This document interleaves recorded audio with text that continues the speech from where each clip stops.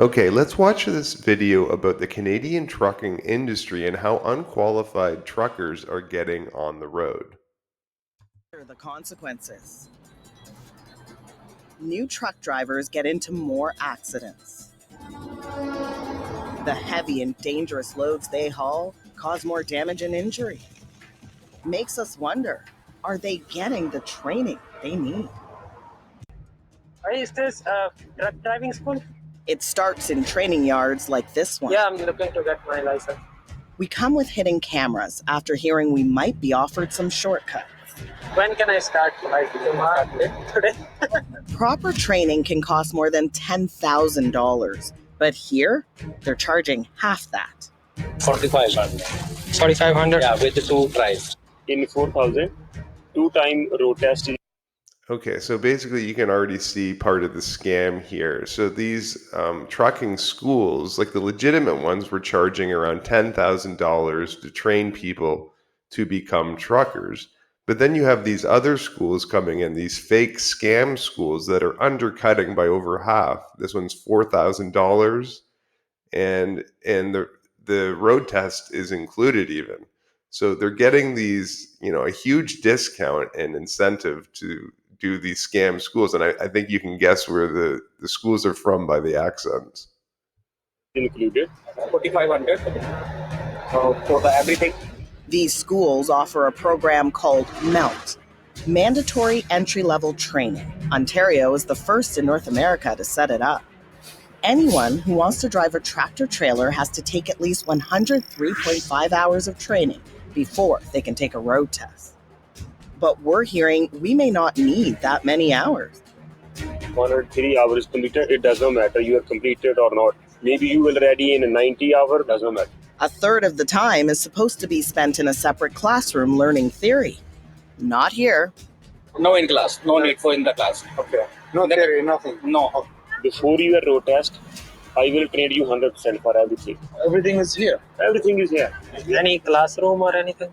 Classroom, I will cover everything here. Another no-no is called training to the Okay, so they're not even doing all the mandatory 103.5 hours. They just do whatever they think is fine. The instructors in these scam schools decide when you're ready if they feel it.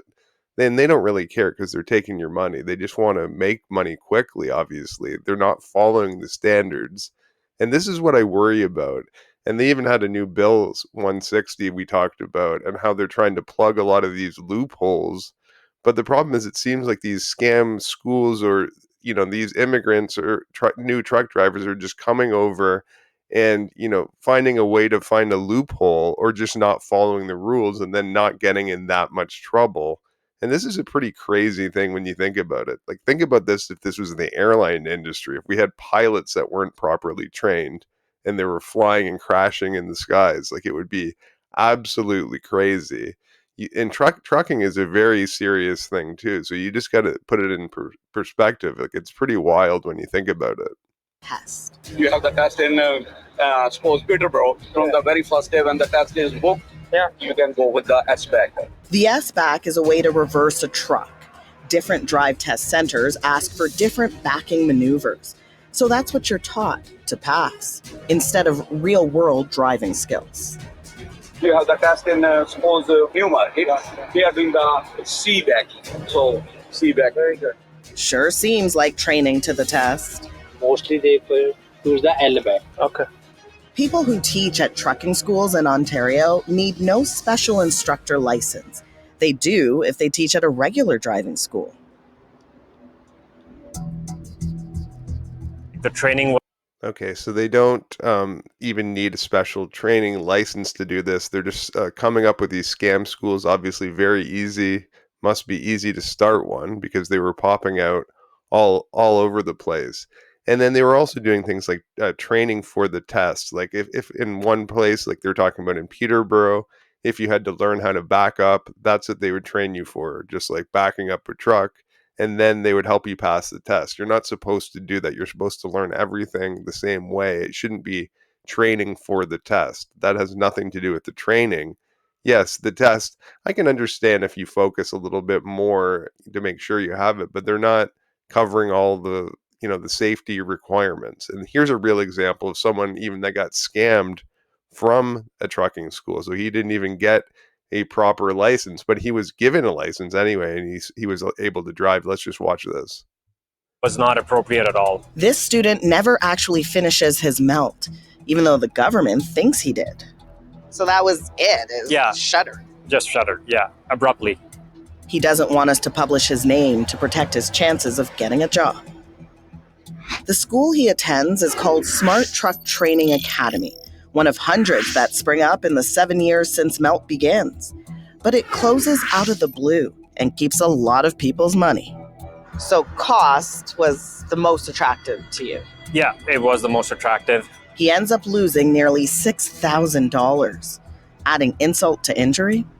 So my first class ever for doing a reverse was one where I was just told to get in the driver's seat and just back the truck up. And the instructor was standing to the side, having a chat. Once I started, a few minutes into it, he looked over and he started screaming, which was sort of like their go-to instruction strategy, so to speak, is they just start screaming. What about when you got on the road? Sometimes it was just by myself and then the instructor in the passenger seat. But there were times when there was a third student sitting in the middle and there was actually no seat with a seat belt in the middle. It was like a folding lawn chair with like those two metal legs and like a fabric in the middle. That doesn't sound safe. It's not safe at all. When Smart Truck shuts down, he still hasn't received much of his training, but they register him as a MELT graduate anyway. Since then, he's been paying other schools to let him practice with their trucks. We try to track down the owner of Smart Truck, who has left the country, but he doesn't respond. The next time you do your driving test, say you pass, you'd be getting on the road and you aren't fulfilling the requirements needed to be driving. Yeah, absolutely legitimate concern. And I would answer that by saying that the fact that I have had training at 3 different schools now has helped a lot. But has it helped enough? We're back at the Drive Test Center in Brampton. The provincial government no longer runs things here.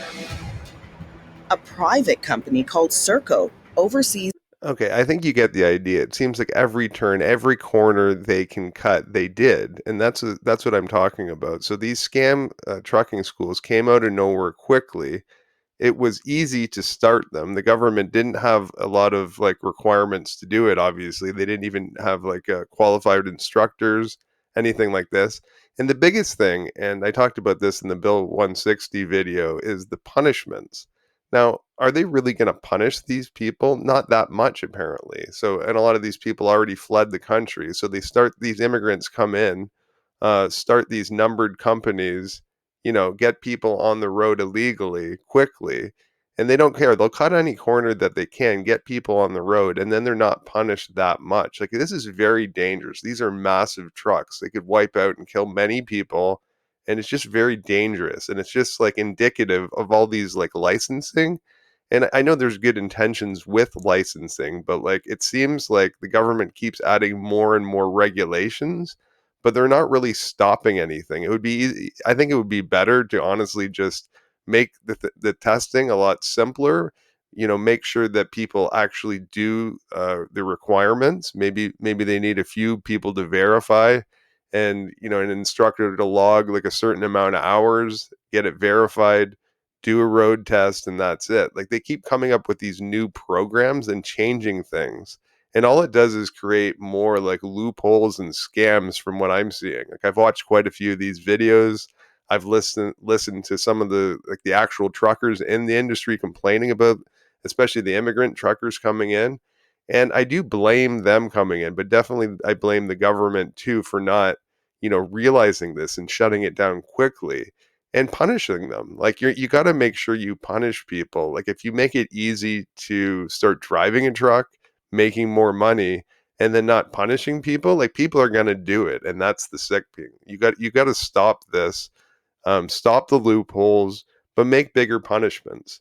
And I think that's the key thing. Let's make everyone aware of this, but like, I think this is absolutely crazy, the trucking industry. So I hope it does improve soon. They are thinking about it, and that's why they have things like Bill 160 now. But like, it's still very far from actually being implemented properly. Anyway, I hope you liked this video. Let's talk about other issues in Canada, and I hope you like and subscribe to the channel.